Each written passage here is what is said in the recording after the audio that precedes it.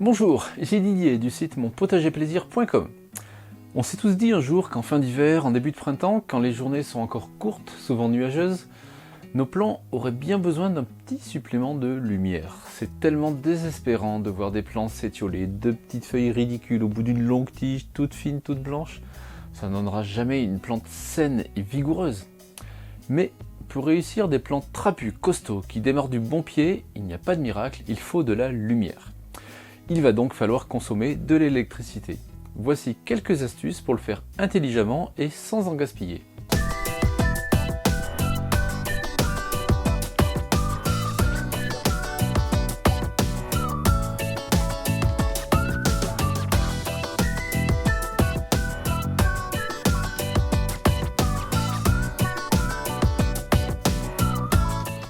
Contrairement aux animaux qui peuvent survivre sans lumière, les plantes vertes que sont nos légumes du potager ont absolument besoin de lumière. Vous vous souvenez de ce que j'expliquais dans cette vidéo. Une plante est composée à plus de 95% de carbone, d'oxygène et d'hydrogène. Et elle tire ces trois éléments uniquement de l'eau et de l'air. Mais pour se nourrir d'eau et d'air, elle utilise la photosynthèse. Et cette photosynthèse ne peut pas avoir lieu sans lumière. Il lui faut de la lumière, il lui faut beaucoup de lumière. Et pas une simple et vague luminosité, mais la lumière directe du soleil. Sauf que, en fin d'hiver, les journées sont courtes, ça fait déjà à la base peu de lumière disponible. Ces journées sont souvent nuageuses, ce qui peut diviser par 10 la lumière disponible. Et derrière une fenêtre mal orientée, on peut encore diviser par 10. Comment voulez-vous dans ces conditions que nos pauvres plants s'en sortent? Ils meurent littéralement de faim. Et pour se développer, ils vont tendre le cou pour se rapprocher de la fenêtre et essayer de capter un petit peu de lumière. Et c'est comme ça qu'on se retrouve avec de vilains plants tout étiolés. Bon, mes amis, il va falloir réagir avant d'arriver à cette situation extrême. On va installer un éclairage d'appoint pour nos plants. On a de la chance, depuis quelques années, les éclairages à LED ont fait beaucoup de progrès et ils offrent maintenant un très bon rapport luminosité-consommation. Donc déjà, sans hésiter, on va s'orienter vers des éclairages LED. Ensuite, il faut réfléchir à la forme de l'ampoule. Inutile de prendre une ampoule à bulbe classique qui va disperser la lumière sur les côtés et au-dessus. Préférez un spot directionnel qui va concentrer toute la lumière utile vers le bas. Le moindre watt consommé sera ainsi utilisé par nos plants.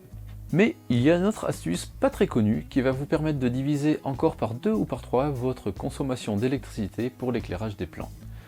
C'est assez logique, mais on n'y pense pas forcément. Bon, vous avez tous vu un jour un arc-en-ciel, et vous vous souvenez pourquoi il est de toutes ces couleurs? Parce que la lumière naturelle, la lumière du soleil, est l'addition de toutes ces couleurs, et en passant dans les gouttelettes de pluie, elle est diffractée, décomposée, en révélant donc toutes les nuances qui la composent. La lumière visible du soleil, c'est du rouge, plus de l'orangé, plus du jaune, plus du vert, plus du bleu, plus de l'indigo, plus du violet, et bien sûr toutes les nuances entre ces couleurs principales. Les feuilles des plantes vont recevoir toutes ces couleurs en provenance du soleil, mais on les voit vertes. Pourquoi? Mais pourquoi donc? Parce qu'elles captent toutes les lumières qu'elles reçoivent, sauf le vert qu'elles rejettent. Elles le rejettent, et donc on le voit. C'est pour ça qu'elles nous apparaissent vertes.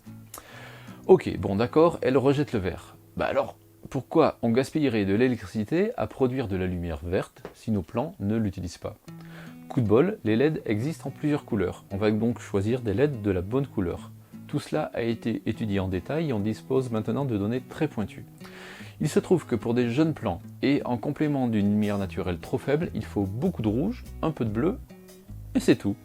Dans la pratique, vous choisirez donc des spots avec environ 20% de LED bleu et 80% de LED rouge. Au niveau de la puissance, je recommande un spot d'environ 15 watts pour éclairer une surface de 40 par 60 en plaçant le spot à environ 50 cm au-dessus des plants.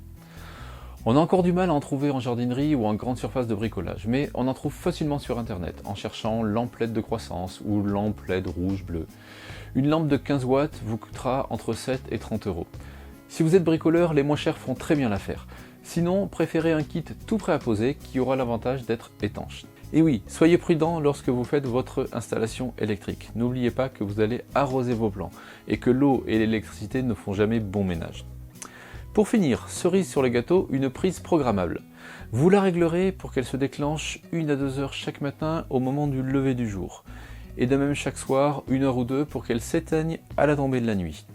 Et si votre pièce ne reçoit la lumière directe du soleil que le matin, vous la programmez pour qu'elle s'allume tous les après-midi. et inversement tous les matins si votre pièce ne reçoit le soleil que l'après-midi. Enfin, en plus de cette programmation, vous l'allumerez manuellement toute la journée quand le temps est nuageux. Et voilà, n'attendez pas pour passer votre commande. Si vous aussi vous voulez des plants de tomates violet, si vous aussi vous voulez une ambiance boîte de nuit dans votre salon, investissez sans attendre dans une lampe à LED de croissance. En plus de tout ça, vous aurez la joie de produire des plantes trapus, solides et en pleine santé. Vous mettrez toutes les chances de votre côté pour partir du bon pied et vous assurer ensuite de belles récoltes. Et si vous connaissez autour de vous des jardiniers qui produisent leurs propres plants et à qui ces conseils seraient utiles, signalez-leur dès maintenant cette vidéo. Et comme d'habitude, n'hésitez pas à me poser des questions sur tout ce qui touche au potager sous cette vidéo. Et voilà, maintenant à vous de jouer, merci de votre attention et à très bientôt.